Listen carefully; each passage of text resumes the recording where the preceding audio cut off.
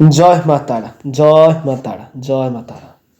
নমস্কার, আপনারা শুনছেন কালী কথা। এখানে শুধুমাত্র গল্প নয়, গল্পের মাধ্যমে শিক্ষা দেওয়া হয়। প্রতি বৃহস্পতি এবং শনিবার শুনতে ভুলবেন না কালী কথা। আজকে শনিবার, আজকে আপনাদেরকে যে গল্প আমি শোনাতে চলেছি সেই গল্পটি শুনবার আগে আপনারা প্লিজ আমার ইউটিউব চ্যানেলটি সাবস্ক্রাইব করে নেবেন এবং বেল আইকনটি ক্লিক করে নেবেন ও লাইক কমেন্ট শেয়ার করতেও ভুলবেন না। বেল আইকনটি ক্লিক করবেন এই কারণে যাতে করে আপনি এরকম আরও অনেক ভিডিও পেতে পারেন। এছাড়া আপনারা যদি নতুন কিছু পেতে চান তাও আমাকে SMS করে জানাতে পারেন, হয়তো নাটক করে দেখাতে পারি কিংবা অন্য কোনো কিছু আপনারা হয়তো ভিডিও বা দেখতে চান এমন কিছু ভিডিওতে, যেটা হলো আপনারা গল্প আমাকে শোনাচ্ছেন। আমি আপনাকে হয়তো ফোন নাম্বার পেয়ে ফোন করলাম এবং আপনি আপনার বাড়ির বা আপনার আশেপাশের কোনো একটি ঘটনা আমাকে শোনাচ্ছেন। সেটা মা কালী বা মা মনসা, মা শীতলা, যে কোনো ঠাকুরেরই হতে পারে। সেটা ছোট হোক বড় হোক যেমনই হোক, আমাকে সেটা শোনাতে পারেন এবং আমি সেটাকে তুলে ধরবো আমার ফোনে। তো আশা করি বোঝাতে পারলাম। তো চলুন, আজকে যে গল্পটা শোনাবো সেই গল্পটা শুনে যদি আপনাদের ভালো লেগে থাকে তাহলে প্লিজ আমার ইউটিউব চ্যানেলটি সাবস্ক্রাইব করবেন, বেল আইকনটি ক্লিক করবেন এবং লাইক কমেন্ট শেয়ার করতে ভুলবেন না। আজকে যে গল্পটি বলবো সেই গল্পটির নাম হলো ফাল্গুনী অমাবস্যার ব্রত কথা। পৌরাণিক কাহিনী অনুসারে এক দরিদ্র ব্রাহ্মণ পরিবার ছিল।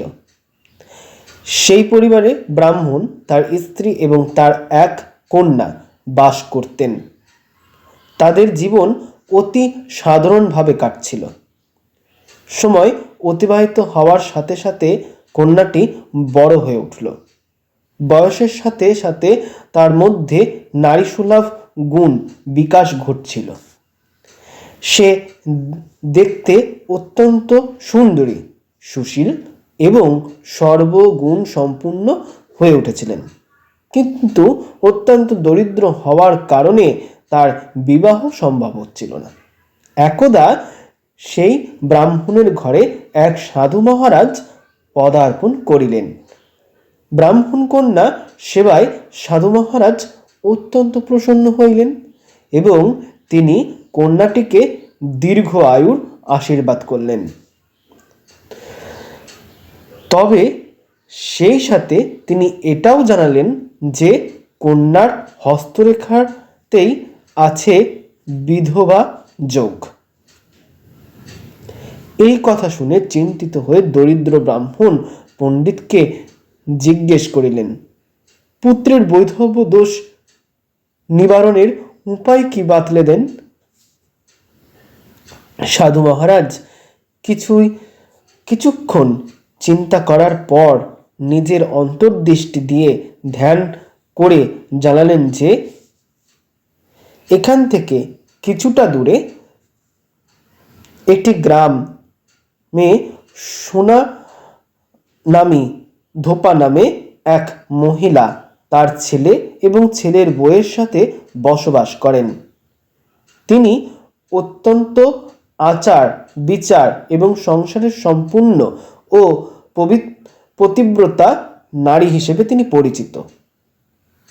যদি এই কন্যা তার সেবা করে এবং সেই মহিলা এই কন্যার বিবাহের সময় নিজের স্মৃতির সিঁদুর কন্যার স্মৃতিতে পরিয়ে দেন, তবেই এই কন্যার বৈধব্য যোগ কেটে যেতে পারে।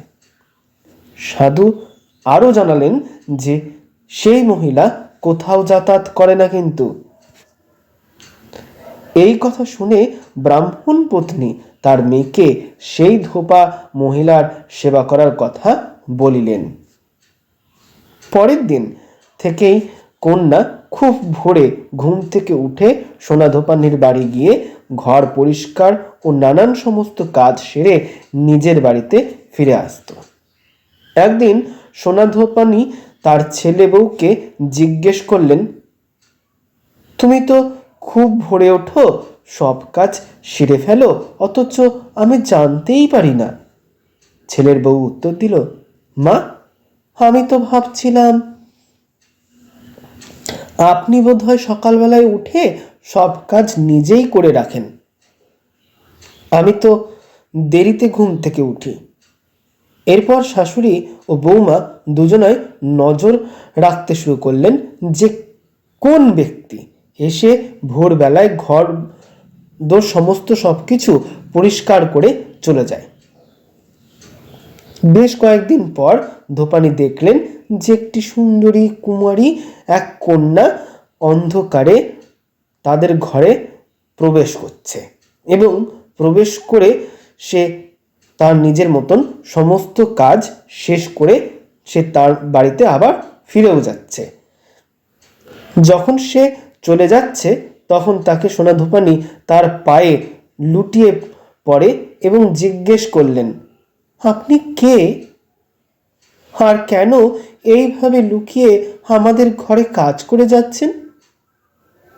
তখন কন্যাটি সাধুর বলা সমস্ত কথা খুলে বললেন।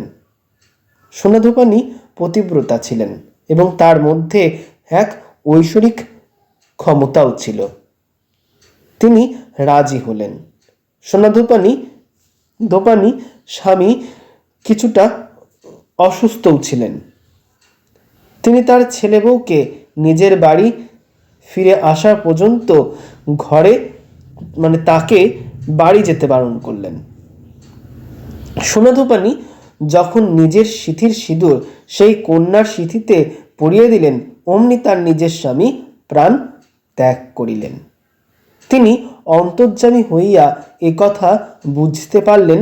তিনি বাড়ির এক নির্জলা অবস্থায় বেরিয়েছিলেন, এই ভেবে যে তা পথে কোথাও অশ্বত্থ গাছ পেলে সেখানে অর্ঘ্য বা ভবরী দান করে ও প্রদক্ষিণ করে জল পান করবেন। সেদিন ছিল অমাবস্যা, তাই ব্রাহ্মণের বাড়িতে পাওয়া মিষ্টি বা খাবারের বদলে তিনি ইটের টুকরো দিয়ে 108 বার অর্ঘ্য দিয়ে এবং 108 বার অশ্বত্থ গাছ প্রদক্ষিণ করলেন এবং তারপর জল পান করলেন। এই কাজ করবার সাথে সাথেই তার স্বামী আবার পুনরায় জীবিত হয়ে উঠলেন। ধোপানি স্বামীর পুনরায় জীবিত হয়ে ওঠায় কারণে বিশ্বাস করলেন যে এই ব্রত ও পুজো করলে পুণ্য লাভ হয় এবং ফলও পাওয়া যায়। যে ব্যক্তি এই ফাল্গুনী অমাবস্যা দিন 18টি বস্তু বা অর্ঘ্য গাছে বেঁধে দিয়ে আসবে, গৌরী গণেশের পুজো করলে তিনি অখণ্ড সৌভাগ্য লাভ করিবেন। তো এই হলো আজকের ব্রতকথার গল্প। তো গল্পটি শুনে কেমন লাগলো তা জানাতে ভুলবে না। জানাতে হলে আমার ইউটিউব চ্যানেলটি সাবস্ক্রাইব করো, বেল আইকনটি ক্লিক করো এবং লাইক কমেন্ট শেয়ার করতে ভুলো না। তো যে কথাটা আগেও বলেছি আবার বলছি, তো তোমার বাড়ির আশেপাশে কোথাও যদি কোনো রকম ছোট ঘটনা বা বড় ঘটনা যেরকমই হোক তোমরা আমাকে লিখে পাঠাতে পারো। আগেও বলেছি এখনও বলছি, তো পাঠাতে পারো বা রেকর্ড করে বা আমাকে ফোন নাম্বার দিতে পারো। সেইভাবেই আমি তোমাদেরকে ফোন করে আমি জানবো যে কোথায় কি ঘটনা আছে এবং সেটা আমি রেকর্ডও করব, তারপরে সেটা আমি ছাড়বো। তবে হ্যাঁ, যখন আমাকে ফোন করবে বা আমি আপনাকে যখন ফোন করব তখন সেই জায়গায় এমন কোনো জিনিস না থাকে যার ফলে সেই রেকর্ডের মধ্যে সাউন্ডটা চলে আসে। এটা হতে হবে একদম পরিষ্কার আর ক্লিন। জয় মা তারা, জয় তারা, জয় মা তারা।